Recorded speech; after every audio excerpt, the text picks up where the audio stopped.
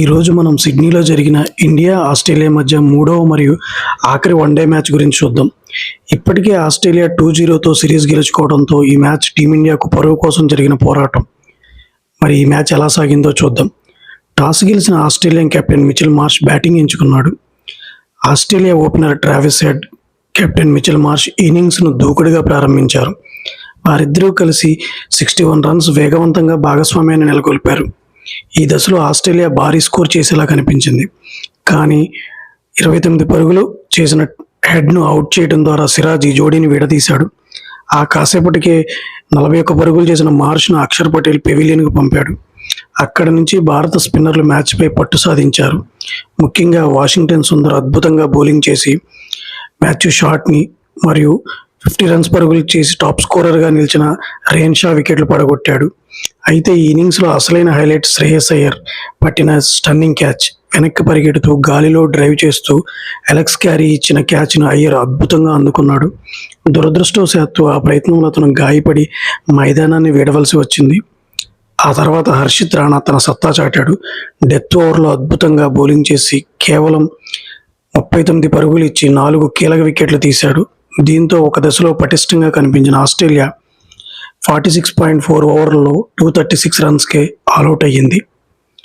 237 runs లక్ష్యంతో బరిలోకి దిగిన భారత్ శుభారంభం అవసరం. రోహిత్ శర్మ, కెప్టెన్ శుభ్మన్ గిల్ ఆరంభాన్ని అందించారు. వీరిద్దరూ కలిసి మొదటి వికెట్కు 69 పరుగులు జోడించారు. 24 పరుగులు చేసిన గిల్ను హేజల్వుడ్ అవుట్ చేశాడు. ఆ తర్వాత స్టేడియం మొత్తం ఎదురు చూస్తున్న క్షణం వచ్చింది. వరుసగా 2 మ్యాచ్ల్లో డక్అవుట్ అయిన విరాట్ కోహ్లీ క్రీజులోకి వచ్చాడు. ఒత్తిడి చాలా ఉంది, కానీ ఇక్కడే కథ మారింది. భారత క్రికెట్ దిగ్గజాలు రోహిత్ శర్మ మరియు విరాట్ కోహ్లీ పాత రోజులు గుర్తు తెచ్చారు.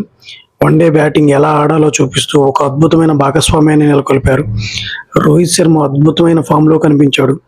అతను తన 33వ వన్డే సెంచరీని పూర్తి చేసుకుని 121 రన్స్ చేసి అజేయంగా నిలిచాడు. మరోవైపు విరాట్ కోహ్లీ తనపై వస్తున్న విమర్శలన్నిటికీ బ్యాట్తో సమాధానం చెప్పాడు. తన పేలవమైన ఫామ్ను అధిగమించి 74 రన్స్ చేసి నాటౌట్గా నిలిచాడు. రోహిత్కు సరైన సహకారం అందించాడు. రోకో జోడీ అభేద్యంగా 168 రన్స్ భాగస్వామ్యాన్ని నమోదు చేసింది. విరాట్ కోహ్లీ విన్నింగ్ షాట్ కొట్టడంతో భారత్ 38.3 ఓవర్స్లో 9 వికెట్లు కోల్పోయి విజయం సాధించింది. ఈ మ్యాచ్లో భారత్ 9 వికెట్ల తేడాతో గెలిచి T20 సిరీస్కు ముందు కొంత ఊరట పొందింది. అయితే ఆస్ట్రేలియా సిరీస్ 2-1 తేడాతో కైవసం చేసుకుంది. అద్భుతమైన సెంచరీ చేసిన రోహిత్ శర్మకు man of the match award లభించింది. అంతేకాకుండా సిరీస్లో నిలకడగా రాణించినందుకు రోహిత్